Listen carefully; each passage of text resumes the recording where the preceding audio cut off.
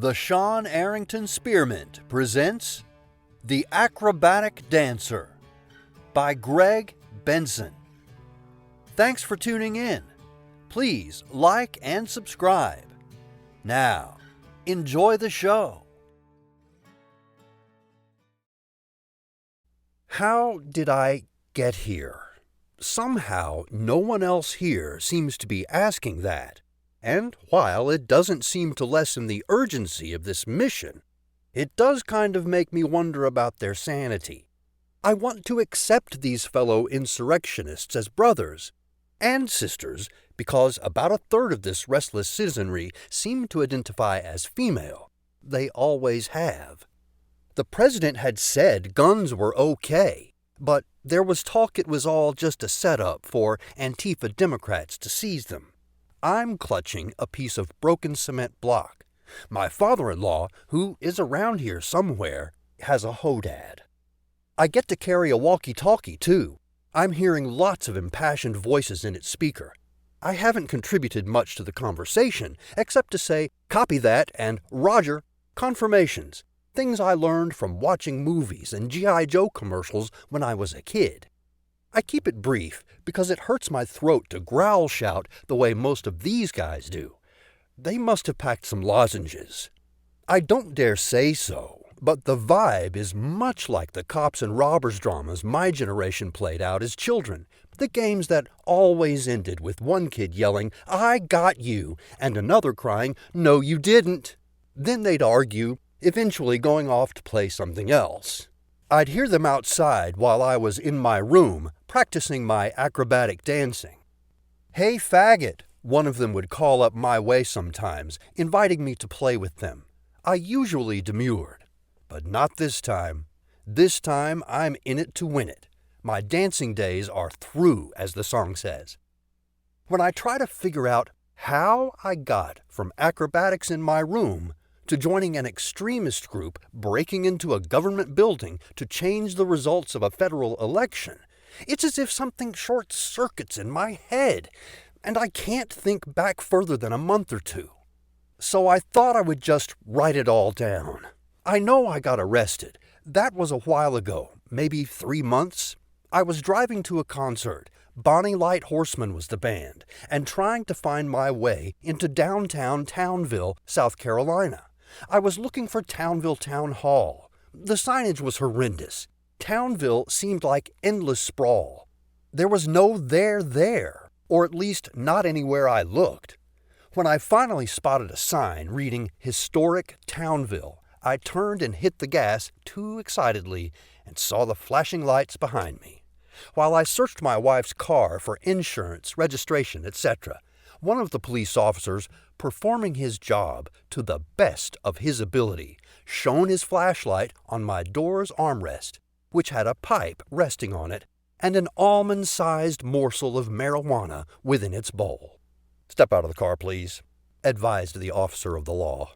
Although I told him the marijuana was medicinal, kind of, because it would help keep me awake for the long, late drive home, the lawman didn't seem interested. I was handcuffed and loaded into a squad car, which took me past Townville Town Hall to Townville Department of Corrections, where a cell awaited me. Though I was treated kind of brusquely by all staff and lodgers there was a particular inmate, a woman with arms zip-tied to a chair, who either hated the very look on my face, which was dejection or horror or some combination of the two, or hated all mankind. "Don't you fucking look at me, you fucking rapist," she screamed, and no one rebuked her. When I tried to explain how I was actually looking at a shadow on the wall above her head, a security guard who must have been having a rotten day advised, "Don't you fucking talk to her." I thought it best to obey. I paced my cell, singing quietly my favorite song at the time, Imagine by John Lennon. Its incongruity with my crude surroundings calmed me a bit, until I was told my bond had been set at $8,000. It was the kind of money I did not have, nor did my horrified wife, to whom I'd placed my singular phone call. Mad enough at first to be content to let me stay where I was for a few days, Bernice eventually calmed enough to begin rummaging her brain for how to raise that unseemly sum. My time limit left me hearing this final sentence fragment. "I'm just going to have to call my dad and—" "No," I yelled, "I'll get a bondsman." But Bernice didn't hear that part, and 2 hours later, I was freed into the brisk Townville night. I approached a guy in an unmarked white van whose job, it seemed, was to drive freedmen to the town's one motel for an unreasonable $40, which I had in my possession so I could buy myself a Bonnie Light Horseman t-shirt during better times. His name was Frank. We didn't make much conversation. The hotel was dank. I didn't get much sleep. Bernice was not responding to my calls, nor any of my text messages, save for one: "You will be picked up at your motel at 10. The picker-upper was not, in fact, Bernice. I remember my surprise, then dread, when I saw the white SUV and its white-haired driver, my father-in-law, Ken. What could I do but get in? Somehow, I'm thinking now, as my compatriots and I plow through barriers and break glass to gain us entry into the Capitol, if I hadn't gotten into that car, I wouldn't be here today. But if I'd walked away, would Ken have not run me down or shot me with one of his guns? He was mad enough to do so. "Stupid," was his greeting. "I know. You don't know, and here I am, bailing your ass out."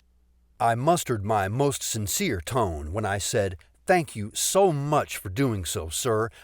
What choice did I have?" He was having none of it, my earnest gratitude or my respectful questions about how he had been. In a way, I was relieved, because displaying false interest makes my face do weird things and, if extended over hours, can start to physically hurt. The conversation lagged for a while, but then gathered some steam as Ken began enumerating my flaws as a husband, father, and breadwinner. From there, it moved to our nation's fucked-up culture where no one had any accountability and everyone expected to be saved from every plight and predicament. Ken, an heir to a Fayetteville Filbert fortune who had only himself to maintain it, understood what it was like to rely on one's own wits and not ask for handouts. He was on a roll. As we passed through the town of Hartwell, everything he saw seemed to remind him of how soft and stupid everyone was getting. "No one cares what's happening in the inner cities," he said. "The non-stop crime and indecency. No, instead, it's all about the supposed white-collar crime. Does white-collar crime ever make you feel like this?" Stopping for a red light, Ken reached under his seat and pulled out a pistol, which he put against my head. "Huh?" he asked, though I hadn't said anything. "How do you defend against this? How does it feel? White-collar crime doesn't seem so bad now, does it?"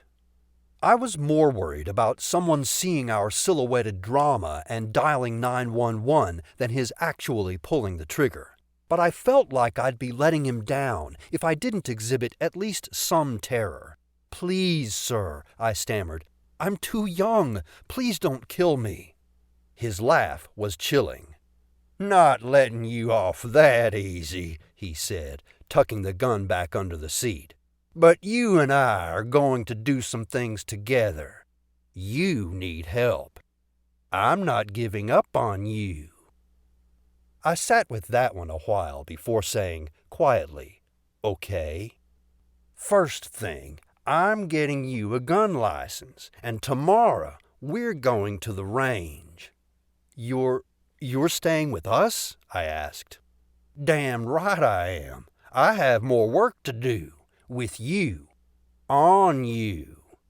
Sleep-deprived and stripped of all dignity, compliance fit me like an old suit if I hadn't gained so many recent pounds.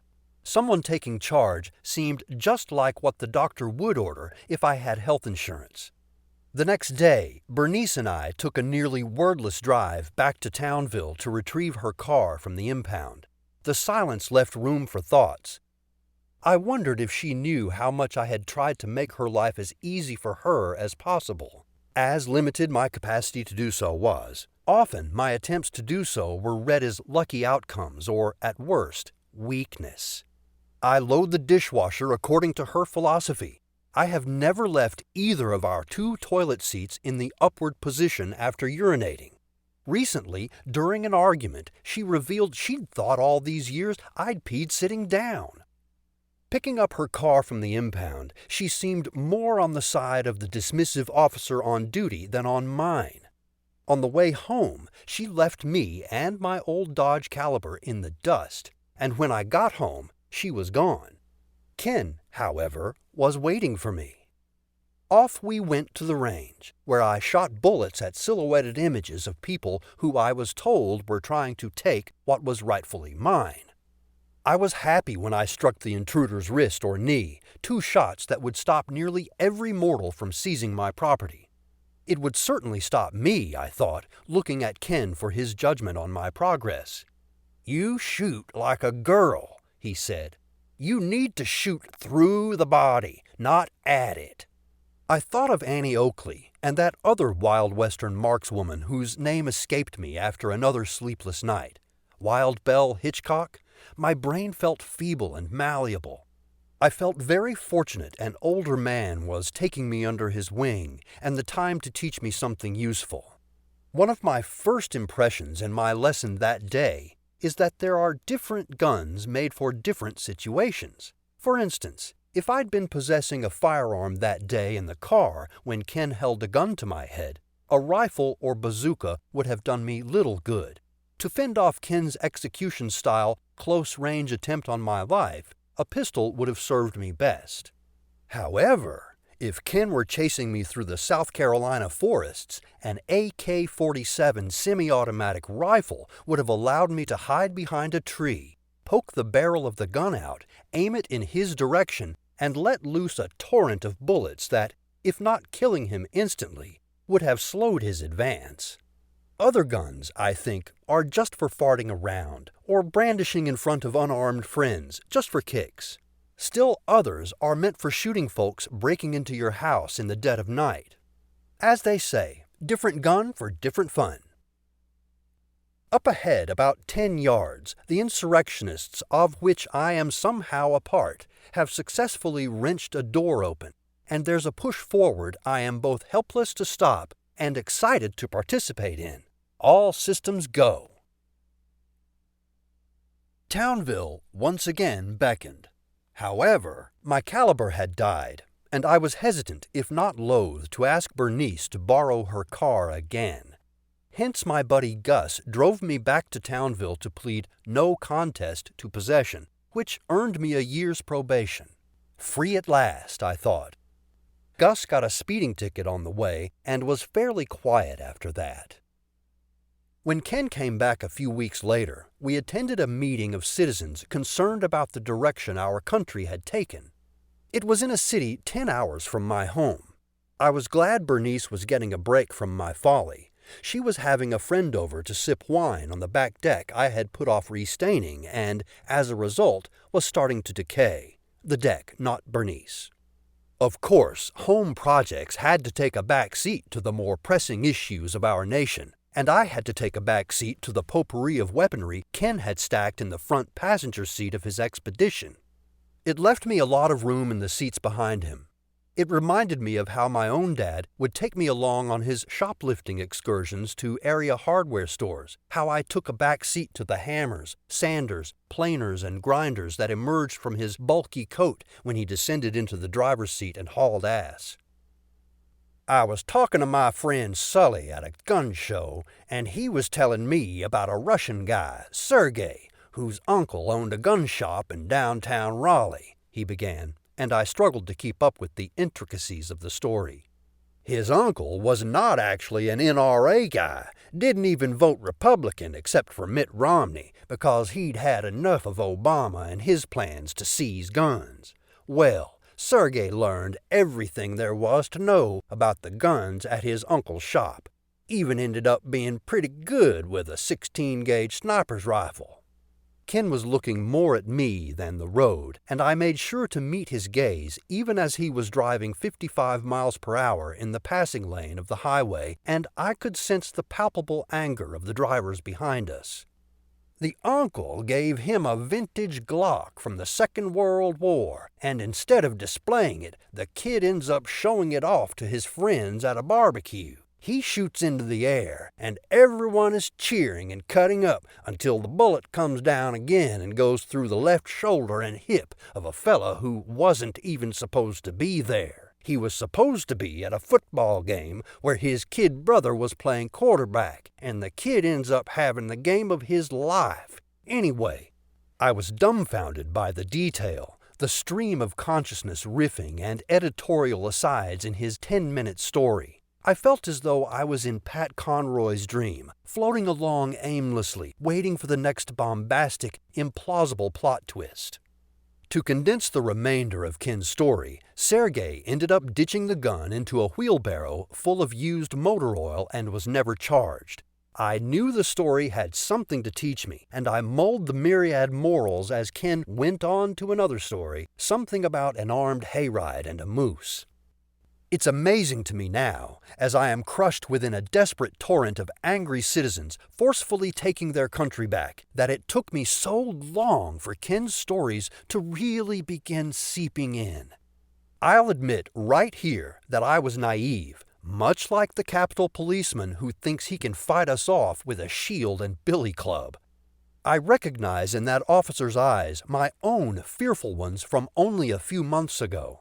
I failed to recognize the importance of dominating those trying to dominate you. Perhaps a bit of planning and building of defense would have thwarted us, something like a trap door beneath us, sending us all careening down a greased slide straight to the city jail, or a cauldron of oil, fully heated, not just warm, spilled upon us as we advanced toward traitors' offices to defecate and disgrace. Instead, I see a guy saying, essentially, "Hey now, you folks, you need to turn right back around and go home." Well, now he's screaming in agony because somebody is impaling him with a flagpole. But I believe his initial failure to dominate was what made him most vulnerable, and the simple math of his being outnumbered 2,000 to 1. Ken's story was winding down. "And that's why you never climb onto a hayride unarmed," he concluded. "You're pretty much signing your own death warrant." I wish I had had the persistence to ask him to repeat that story. I was still entwined in the magical series of events of his first, the Russian, his uncle, the sniper's rifle, and the motor oil. How did it all fit together? What was the message? A red Camaro passed us on the right, his horn blaring. Ken waved to its driver and continued on to the next exit, where he finally left the left lane and exited. The meeting was held in a back room of the munitions mart, used also for the storage of empty cardboard gun boxes. It was lit darkly for what I soon learned was dramatic effect. A large greaseboard gave off most of the light, and there was some sort of diagram scrawled on it. Ken introduced me to men with names like Snakebite Muncie and Thor Culpepper. Well, I guess there aren't really any names like those. "This him?" said Beck Brick Brockington, not looking at me but at Ken. Even after Ken's affirmation, Brick didn't look at me as he took my feeble hand and crushed it with his. He had squeezed a lot of triggers. A stringy-haired, round-faced, denim-vested, pot-bellied warrior, he was not only the owner of the shop, but the leader of this meeting. "Stumpy," he yelled, evidently toward his son, who was minding the store. "Get up here, we're starting it up." His voice seemed as though it had ordered a half-ton of gravel and demanded it be forced into his larynx. "Let's get the shit going." Ken seemed to shrink next to him, and I realized with a degree of awe there were men even more intimidating than my father-in-law. In an unconscious effort to hide while still participating, I took a seat at the table at the center of the room and quickly learned it belonged to Rod Suckerling, better known as Sucker, a red-faced, gristly fella who looked down at me as if I had given him that name. "Want to try a fucking seat that ain't mine?" I did. There was a chair in the far, unlit corner, and I was just taking it when Ken called to me from the opposite corner. "Christy, over here." He seemed embarrassed, probably for me. My name had not been revealed until just then. Until just then, I'd been his son-in-law, little else.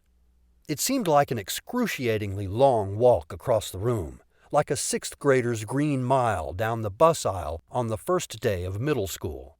This time, no one tripped me.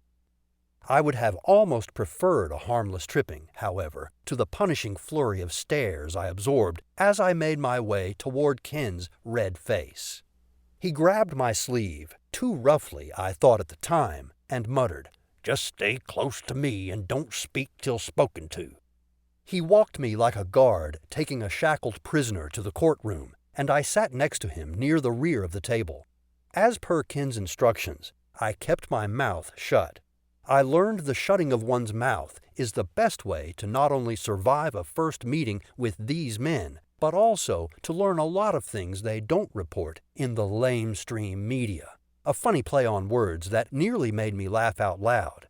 Again, though, staying mute served me best in that situation. Oddly, Ken seemed to be employing that same strategy. Gone were the barrages of words and intricate yarns with myriad meanings. He, too, seemed like he was here to learn. We faced the whiteboard and waited. The wait was well worth it. The things Brick brought up, diagrammed and intertwined of, had my head spinning. I had no idea, for instance, that Hillary Clinton was actually a man. A really bad one, with an annoying voice, bent on destroying everything we've built. I didn't believe it until I saw the dots practically connecting themselves. I cultivated a hate for her, him, so much that in a way I wish we were storming his house rather than this historic building full of politicians of varying degrees of evil. I mean, how do you prioritize whom to apprehend? Say you've got a fairly bad one, but then you see a really bad one sprinting down a hallway 20 yards away. Do you let the moderately bad one go and hope you can somehow catch up to the really bad one? I guess that's where instinct kicks in. I trust I'll know what to do. Ken knew this, I think, when he took me to training. He believed in my instincts. I truly believe that. Otherwise, why would he bring me here, this place, with its sublime decor and seemingly endless halls? To find and execute traitors.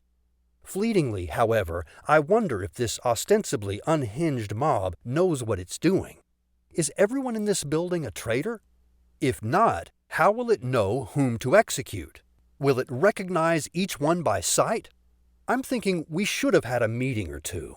Meetings like that one with Brick and Snakebite and Stumpy, where things were spelled out and repeated until they stuck in our memories. I realize I haven't seen Ken in a while, and hope he's okay. Maybe he's found someone to whom to tell another story.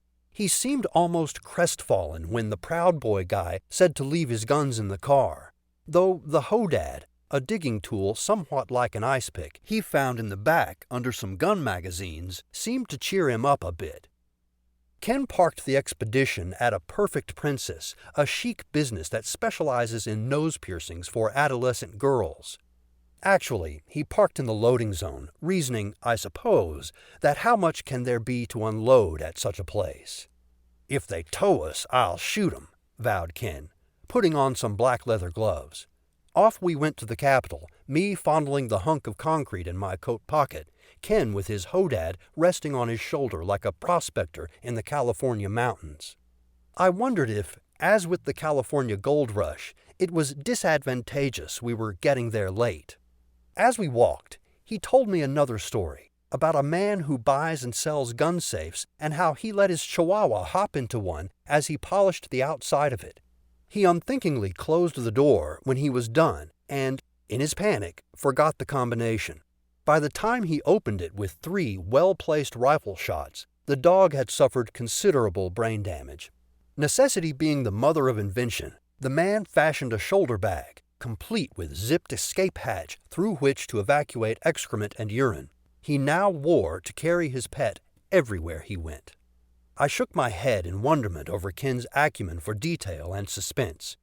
2 stout men wearing bandanas and fur-lined denim joined up with us, one of them saying, "Yeah, I locked my cat in my gun safe. She wasn't so lucky." I offer my condolences. The man pulls out his wallet and shows me several photos of the gray tabby who ended up spending her last minutes scratching frantically at the inside of the safe door before expiring. The man ran his hand down his face and the 5 inches of his white beard. This, from what I have learned, is called tearing up, what strong men do when they're emotional, but not outraged. "That kitty was like my own kid," he growled. And then I saw his companion, who was looking sadly at the ground. Must be his son. I saw also he carried in his wallet a membership card to Leaders of the Pact, a group of American patriots aiming with heart, mind, and gun to preserve everything we've built. As he took the wallet back, I saw that several and then most of the crowd had broken into trots. Something was happening. Ken has sciatica, and I stayed with him as men, women, flags, and phones streamed past us. To pass the time during our slow march, Ken treated me to a tale about his track and field years and how stupid the coach was to not make the shot put and discus throwers run as many laps as the others. His ears turned a crimson red, and I saw he was reliving the outrage as he recounted. Ken's ability to put himself back in the time period and emotion of the story he's telling is what sets him apart. Brick, I recall, seemed to have little patience for Ken's stories, and it made me wonder if, in between all his visits to websites that expose nefarious conspiracies perpetrated by the left, he finds time to read books. Even a graphic novel or collection of Calvin and Hobbes comics can do wonders for one's attention span. It was surprising to see someone treat Ken with disrespect, especially in front of a group of men meeting about hard things in a basement. "Was he named after a supermodel?" Brick had asked him in that gruff growl, referring to me. I wasn't. I could see Ken didn't know whether to join with the others and laugh it off or come back with an insult of his own, something like, "You look like you ate a supermodel." I certainly wasn't going to say something like that. But Ken was never one for jokes. He doesn't think Tucker Carlson's bow tie is funny. When we were watching one of Carlson's broadcasts, I quipped, "Is he going to referee a fight after the show?" Although I thought, and still think, the comment was funny, Ken's expression didn't change a bit. "Listen to what he says," he said. I thought, fleetingly, that this wasn't part of the unwritten bargain we'd made, the agreement being I would listen to Ken and Ken would show me how the world works. It certainly hadn't gotten me too far with my scofflaw dad. But as with Brick, I trusted Ken's feel for people. The more I watched Carlson, his feigned concern for silly, misguided liberals conveyed with his scrunched brow, his drippingly sarcastic wonderment via a mouth perpetually forming the letter O, the more I seemed to get it. Ken knew what he was doing. His aim was true. He was pointing me in the right direction. Meanwhile, my own marksmanship improved with each visit to the shooting range. Judging by my strike patterns on the paper people, I had become someone more likely to shoot folks in the chest than sending weak messages with glancing blows to the limbs. At the end of one flurry of gunplay, Ken sidled next to me, put his arm around my shoulders, and said, memorably, "Not bad, kid." It seemed I had seen this scene in a movie a while back. Or maybe my life, incrementally since my arrest, had become as dramatic as an action film. Finally, at a crucial crossroads in my development, an older man was proud of me. I let the new feeling wash over me. Bernice and I weren't spending a lot of time together, but I attributed that to her letting me have my space and my time with her, well, our father. Judging by the news stations she had on while she cooked or cleaned, however, she was not on the same trajectory as me, at least not in the way we saw the world. As Brick might have said, Bernice was still drinking the Kool-Aid. a reference to the cult led by the Reverend Jim Jones, who took his parishioners down to Guyana and served suicidal refreshments. Though my wife was not that far gone, who could tell how far she would take this commitment to fake news? A case could be made, and surely will be made, that my companions and I have gone too far with our surge into the Capitol building and whatnot. Lamestream media, predictably, will focus on the cop impaling and the poo smearing rather than the good things we're doing here. For instance, I saw a woman getting trampled by some folks, and I, along with a few other patriots, helped her up and reunited her with her machete. Now fully inside the building, I'm wondering about Ken, and starting to worry a little. What if he was suffering the same fate as the woman, and people were trampling him as well, thinking they were merely stepping on a thick rug or a traitor? But the sheer volume of charging citizens is making it impossible to double back, and Ken, being Ken, wouldn't want help anyway. He's a big believer in the pulling of oneself up by one's bootstraps. And now, with his help, so am I. I don't know if Ken was, but I was surprised when Brick contacted him one morning and asked for money to help continue his research. If he, Brick, had an Apple MacBook, he could dive deeper into some nefarious crevices he'd been exploring lately, centering mostly on Democrats and their persistent campaign to expand their pedophilia into third world countries. Generous to his core, Ken quickly agreed and wrote Brick a check. A few weeks later, when I saw Brick at a gun show and asked how the research was going, he just looked at me, either meaningfully or confrontationally, not sure which, and said, "Fine." "Good," I answered. "That's good to hear." I just hope Ken lives to see the fruits of his investment. It's been about 20 minutes since I've seen him, and I'm unable to check on him because the push forward, as I pass into the, foyer of the Capitol, is a force I've not experienced since the Wham concert in the 90s, during which I lost my virginity and on which I'd rather not elaborate. Above the din, I hear choruses of "Nancy, Nancy." For a second, I think they're referring to me, and I turn to run, but then I realize they're calling the Speaker of the House. Someone just a few feet in front of me suddenly blurts, loudly, "Hang my pants!" I wonder if he's wet them and needs a woman to pin them on a makeshift clothesline. Visibility is low due to the crush of people. I get on my tiptoes. My predecessors here have already made quite an impact. Shattered glass crunches under my feet. A sculpture has been toppled and smashed. Not to dwell on it like liberals will, but I'm wondering if pooping on the floor and smearing the feces on the walls and portraits of the Capitol is an essential part of the ritual in which I'm participating, or are merely the unfortunate acts of a few who have spent the night in their cars. I don't think I could defecate in front of so many folks, but then I've surprised myself before, including at that Wham concert I just mentioned. True patriots have to reach deep inward when things get hairy. It would seem we have really gotten our shit together. And if you think a little caca on the walls and, wow, a bit on the ceiling there, of a government building is bad, you should see what the libs have been up to.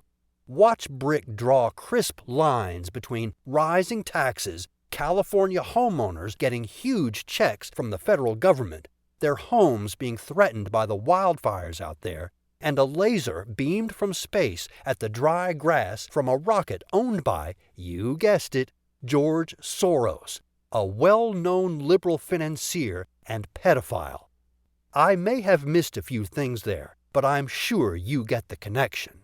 We're here to save American children, and if we have to defecate our way to glory, we are armed and more than willing. My resolve is stronger than ever when a police officer presses a nightstick against the very expensive leather vest Ken handed down to me last week. "Back up, sir," the cop says. I take my block of concrete from my pocket and hold it high. Not high enough, however, for someone takes it from me and clocks the policeman on the cheek. Baton flying, he goes down so quickly I am, for a moment, shocked at the efficacy of the blow. I look at the assailant. It's an elderly white woman using a flag as a kind of sarong. She disappears into the crowd, but not before placing the block back in my hand. I look down at the victim. There seems to be a red hole in his cheek, which he clutches with both hands in an effort to keep blood loss to a minimum. "That was for Townville," I scream at him before I can stop myself. His eyes suddenly dart to mine questioningly. As I move more past him to the staircase that would lead me to the floor where the traders are convening, I hear someone bellowing from the top. "The President is tweeting," he announces, and the echo is sublime. It's as if God himself is addressing us. "The President is tweeting." Things get quiet really fast. I crane my neck upward and see a man kind of crouching and looking into a phone. A cell phone. His free hand is held aloft in a wait pose. Everyone is looking upward, waiting, except for the bleeding policeman, who groans in pain. About a dozen patriots shush him. I feel as if this is a defining moment in my nation's history, and I'm glad I'm here to take it in. "He says..." His pause is unbearable. "He says, go home. Leave the Capitol and go home." There is an audible deflation amongst my brethren, like a home crowd watching their kicker botch a game-winning field goal or coup. I drop my cement block fragment into the trash can at the foot of the staircase. Someone, an old man from the sound of it, is sobbing. Someone else says, "Was that really him tweeting?" "It could have been that guy from Saturday Night Live who does him," says a fellow wearing a flag in a fashion somewhat like a diaper. A man comes from behind him and shoves him in the back with a hodad. The diapered man screams and falls, and I see the aggressor is Ken. He stands over his victim. "You watch Saturday Night Live?" he asks rhetorically. "Failing libtard bullshit show. Way better with Chevy Chase." He raises the hodad, and the man covers his head and waits. "No, Dad!" I shout across the rotunda. "What is this thing?" Ken looks up at me. Everyone has redirected his attention, it seems, from the tweet announcer with the cell phone to the red-faced, white-haired man with the hodad poised over a hapless victim. Ken is surprised. Or is it repulsed? Both by what I said and by the prone man before him. He narrows his eyes and looks away from me. "I'm not your dad," he mutters, or spits. Yeah, spits is the better word for it. At first, I think I'm getting him wrong. He's wearing the expression he reserves for liberals and rhinos. He couldn't be referring to me. Or maybe he's just gently reminding me how I've let his daughter down. There are always expectations, and I know I haven't lived up to Bernice's. To live up to Ken's, well, I'd have to be Rambo, or at least Ratso Rizzo. Do Bernice and her dad talk about me?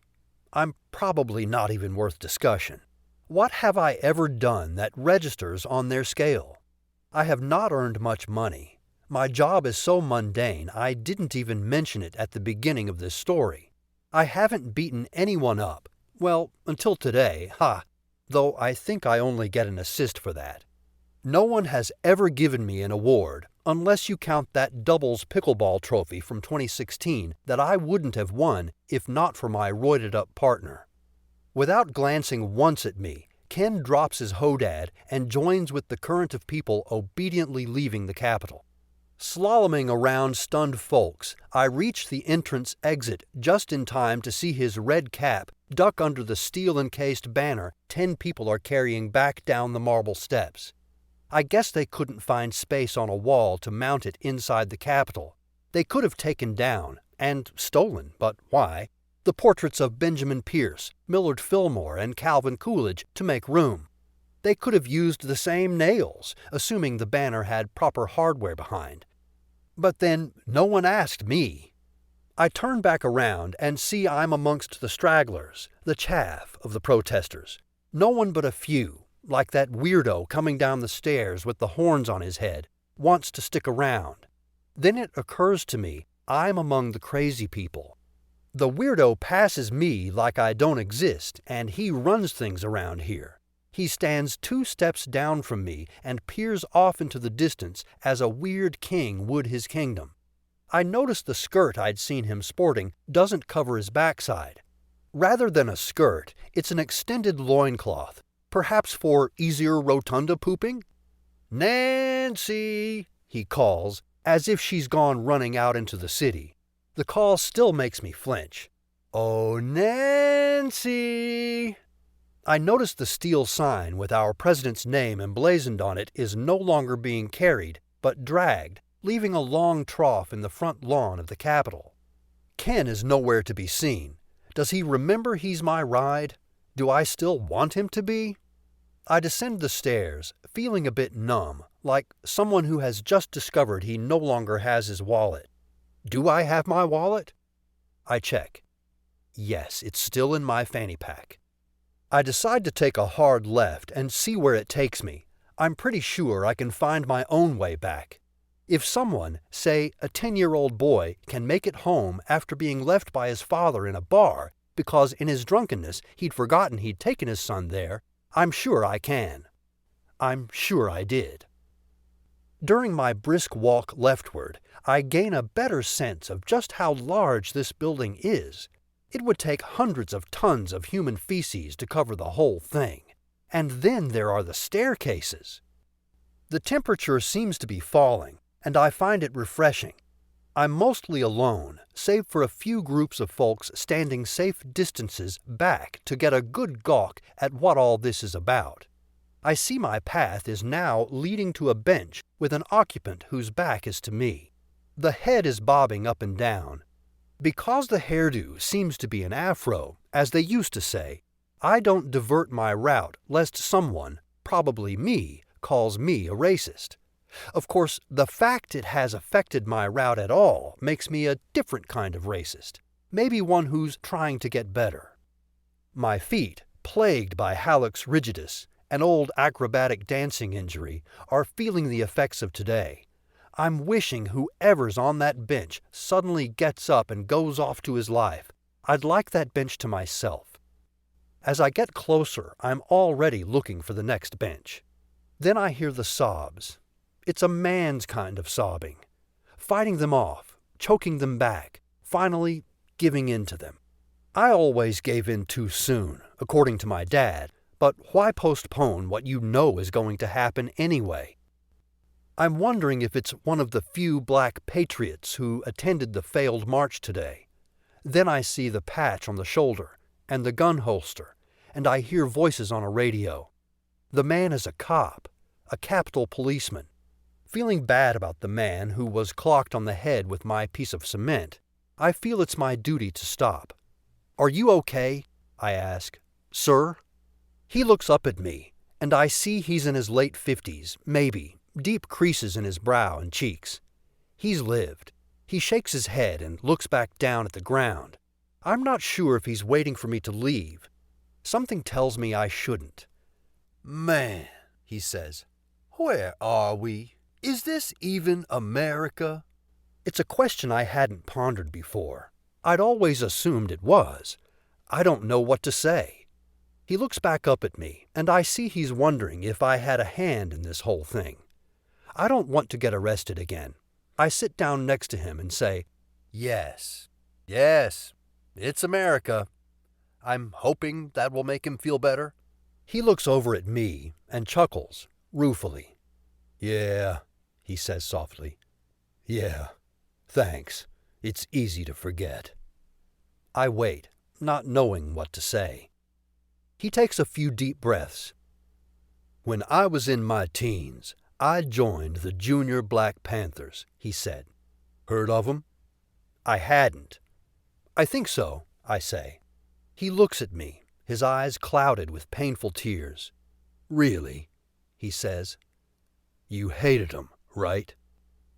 I didn't really know what they were all about, is my reply, thinking it safe. He laughs, and I am glad and humiliated at the same time. It is probably his first laugh of the day. "The Panthers were a subversive group that tried to make things right with the threat of might. Know what I mean?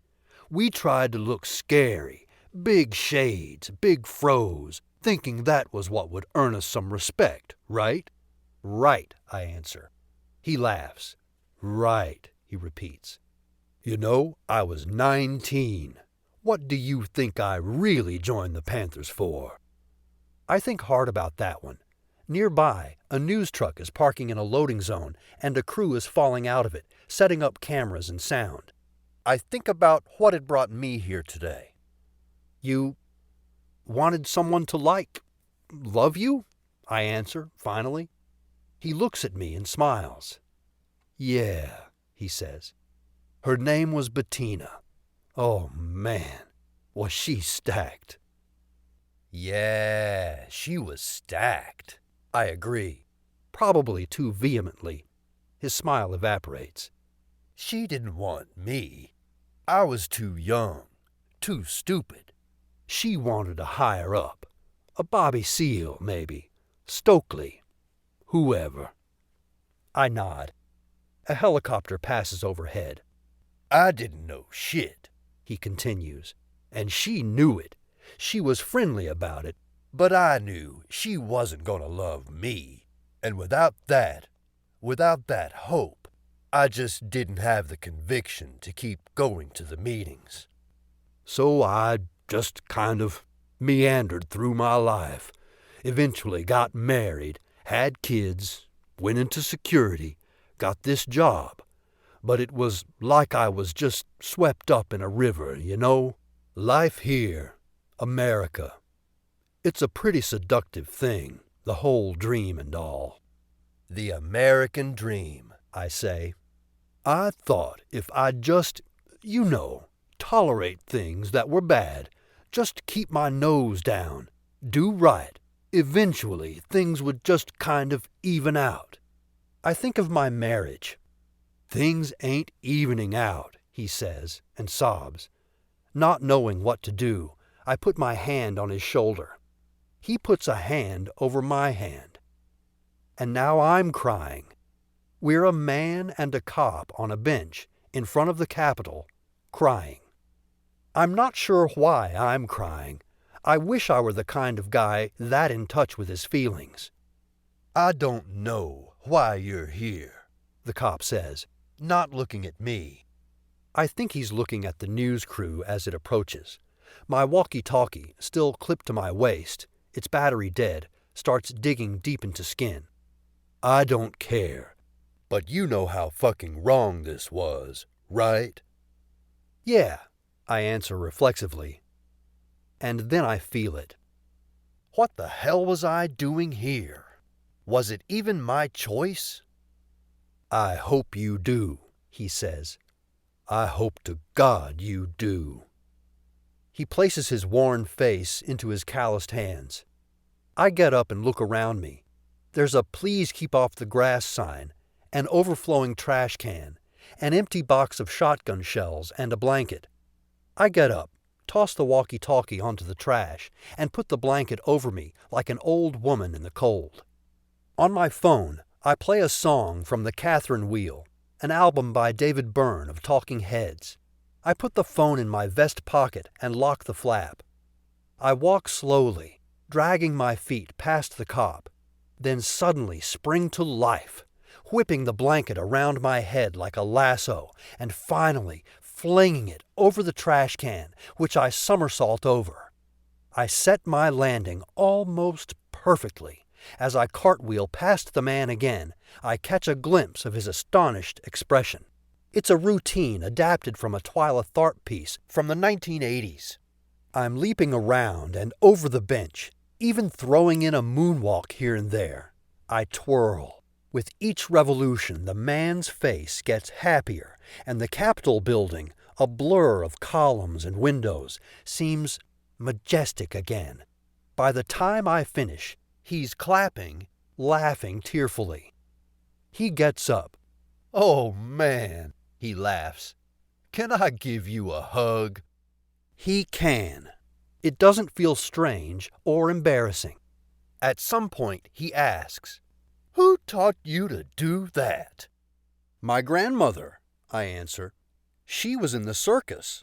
She taught me practically everything I know.